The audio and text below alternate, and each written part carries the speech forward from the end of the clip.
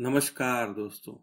आज मैं स्वामी विवेकानंद के निष्काम कर्म पर आधारित कुछ विचारों को शेयर कर रहा हूँ। यह विचार उन्होंने 20 मार्च 1898 ईस्वी में कलकत्ता में रामकृष्ण मिशन की 42वीं सभा में व्यक्त किए थे। जिस समय सर्वप्रथम गीता का उपदेश दिया गया, उस समय दो संप्रदायों में बड़ा वाद विवाद चल रहा था। इनमें से एक संप्रदाय वैदिक यज्ञों, पशु बलि तथा इसी प्रकार के अन्य कर्मों को ही धर्म का सार सर्वस्व समझता था।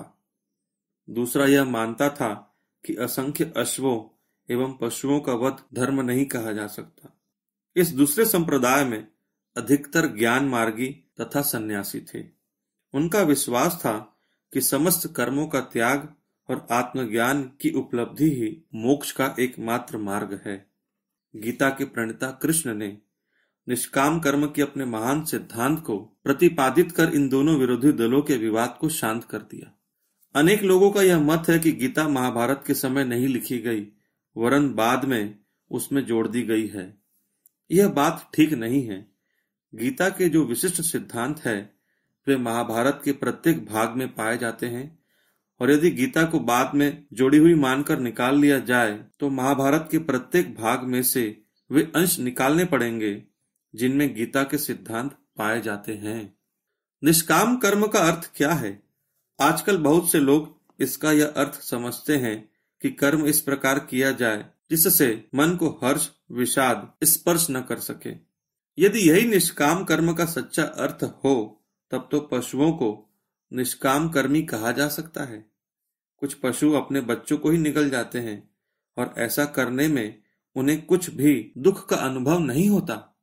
डाकू अन्य लोगों का सब माल छीनकर उनका सर्वनाश कर देते हैं, और यदि वे पर्याप्त कठोर होकर दुख सुख की परवाह न करें तो उन्हें भी फिर निष्काम कर्मी कहना पड़ेगा।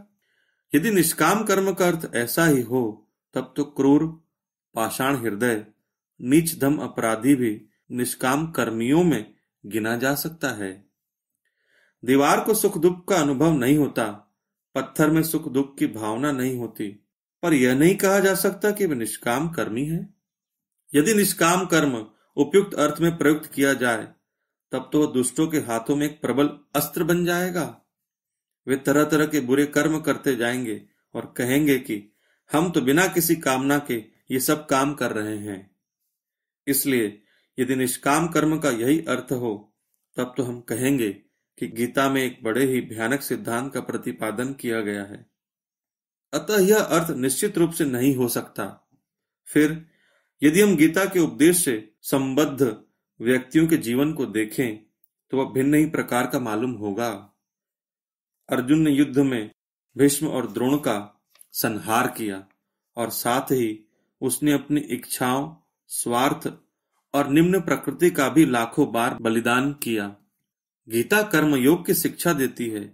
हमें योग या एकाग्रता के द्वारा कर्म करना चाहिए।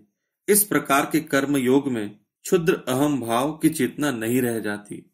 जब योग युक्त होकर कार्य किया जाता है, तब मैं यह वह कर रहा हूं यह ध्यान ही नहीं रहता। पाश्चात्यों की समझ में यह बात नहीं आती। वे कहते हैं कि यदि अहम भाव न रहे, यदि अहम का नाश हो जाए, तो फिर किसी मनुष्य के लिए कार्य कर सकना किस प्रकार संभव हो सकता है। पर जो अपने को संपूर्णतः भूलकर एकाग्र चित्त से कार्य करता है, उसका कार्य निश्चय ही अप्रतिम रूप से अच्छा होता है, और उसका प्रत्येक अनुभव प्रत्येक व्यक्ति ने अपने जीवन में किया होगा। हम अनेक कार्य अचेतन होकर करते रहते हैं, जैसे आहार को पचाना आदि। कुछ कार्य चेतन होकर करते हैं, तथा अनेक कार्य ऐसे भी होते हैं जो मानव समाधि अवस्था में मग्न होकर संपन्न होते हैं। तब हमें अपने क्षुद्र अहम का बोध नहीं होता। यदि चित्रकार अपने को भूलकर चित्र बनाने में ही पूर्ण रूप से लीन हो जाए, तो उसका चित्र एक महान कृति होगा। एक अच्छा रसोइया भोजन बनाने के समय अपना सब कुछ उसमें लगा देता है। उस समय तक के लिए वह अन्य सब कुछ भूल जाता है। परंतु ये लोग इस प्रकार केवल उसी एक कार्य को अच्छी तरह से कर सकते हैं जिसके लिए वे अभ्यस्त होते हैं। गीता की शिक्षा है कि सभी कार्यों को इसी तरह पूर्णता के साथ करना चाहिए। जो योग के द्वारा प्रभु से एक रूप हो गया है, वह अपने सभी कार्यों को इसी एकाग्रता के साथ करता है और अपने स्वार्थ की कुछ भी चाह नहीं रखता। इस प्रकार किए हुए कर्म द्वारा संसार की भलाई ही होती है, उससे किसी प्रकार की बुराई नहीं हो सकती। जो इस प्रकार कर्म करते हैं वे अपने लिए कभी कुछ नहीं करते। प्रत्येक कार्य का शुभ और अशुभ से युक्त रहता है। कोई भी शुभ काम ऐसा नहीं होता जिसमें अशुभ का कुछ न कुछ स्पर्श न रहता हो। जैसी अग्नि धुएं से आवृत रहती है, उसी प्रकार कर्म में कोई न कोई दोष लगा ही रहता है। हमें ऐसे कार्यों में ही रत रहना चाहिए जिनसे महत्तम शुभ और न्यूनतम अशुभ उत्पन्न हो। अर्जुन ने भीष्म और द्रोण का वध किया। यदि यह न किया जाता तो दुर्योधन पर विजय प्राप्त नहीं होती। अशुभ की शक्तियों की शुभ की शक्तियों पर विजय हो जाती है और इस प्रकार देश पर विपत्ति के काले बादल मंडराने लगते। अभिमानी और अन्यायी राजाओं के एक दल के द्वारा राज्य का शासन बलपूर्वक हड़प लिया जाता और देश की जनता पर दुर्भाग्य की कालिमा फैल जाती। इसी प्रकार कृष्ण ने भी कंस, जरासंध इत्यादि अत्याचारियों का संहार किया, पर उनका एक भी कार्य उनके स्वयं के लिए नहीं था। उनका प्रत्येक कार्य दूसरों की भलाई के लिए ही था। हम दीपक के प्रकाश में गीता का पाठ कर रहे हैं, पर अनेक पतंगे जलकर मरते जा रहे हैं। इसी से यह स्पष्ट हो जाता है कि प्रत्येक कर्म में कुछ न कुछ दोष रहता ही है। जो अपना क्षुद्र अहम भाव भूलकर कार्य करते हैं, उन पर इस दोषों का प्रभाव नहीं पड़ता, क्योंकि वह संसार की भलाई के लिए कर्म करते हैं। निष्काम और अनासक्त होकर कार्य करने से हमें परम आनंद और मुक्ति की प्राप्ति होती है। गीता में भगवान श्री कृष्ण ने कर्म योग के इसी रहस्य की शिक्षा दी है।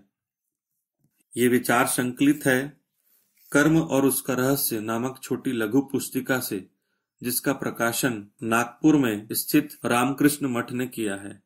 यदि ये विचार आपको अच्छे लगे हो तो प्लीज इसे शेयर करें और मेरा चैनल सब्सक्राइब करें।